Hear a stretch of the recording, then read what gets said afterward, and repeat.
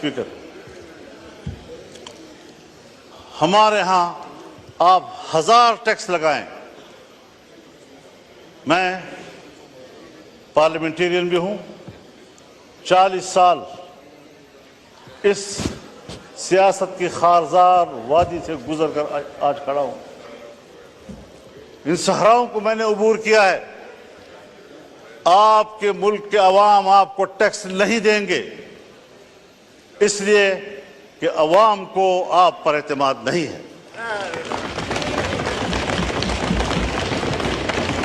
और ये बात मैं किसी एक पार्टी के लिए नहीं कह रहा हूं। अगर मेरी हुकूमत हो और मैं टैक्स लगाऊंगा तो मेरे होते हुए शायद लोग एतमाद न करें, इसलिए कि लोगों को पता है कि मेरे टैक्स वसूल करके इसको बाहर के कर्ज में दिया जाएगा, IMF के कर्ज में दिया जाएगा, वर्ल्ड बैंक के कर्ज में दिया जाएगा। जब मेरा टैक्स मेरे फलाह बहबूद पे खर्च नहीं होता, मुझे क्या पड़ी है कि मैं आलमी बैंक को भरता रहूं और अपने पैसों से मेहनत से भरता रहूं। और ये आज की रीत नहीं है जनाब स्पीकर, ये हमें वर्षे में मिली है।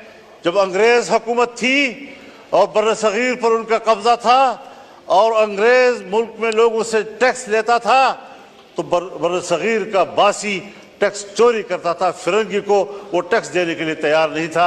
उसको पता था कि ये मेरी फलाह पे खर्च नहीं होगा, ये उनके अय्याशियों पर, और हमारा माल बरतानिया जाएगा। मैं खुद बरतानिया में एक मौके पर यौम पाकिस्तान था और मैं मेयर के ऑफिस में गया। पाकिस्तानी कम्युनिटी वहाँ जमा थी। मुझे कहा, मौलाना साहब इन बिल्डिंगों को देखो, ये इनके नहीं हैं, ये हमारे अपने हैं। हमारा माल ला कर चोरी करके उन्होंने ये बिल्डिंगें बनाई हैं।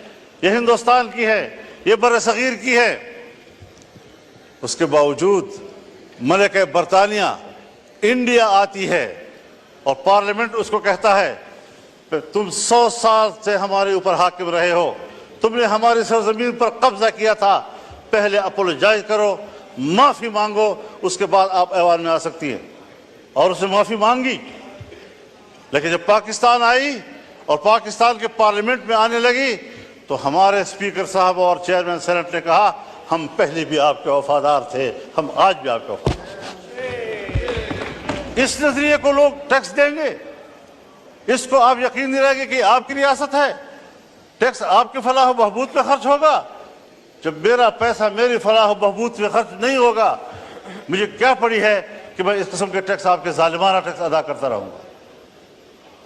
और अगर टैक्स जालिमाना है और आप मुझे अमन भी नहीं दे पा रहे, और जब मेरा सब कुछ लुट जाता है, फिर आपको जाग आती है।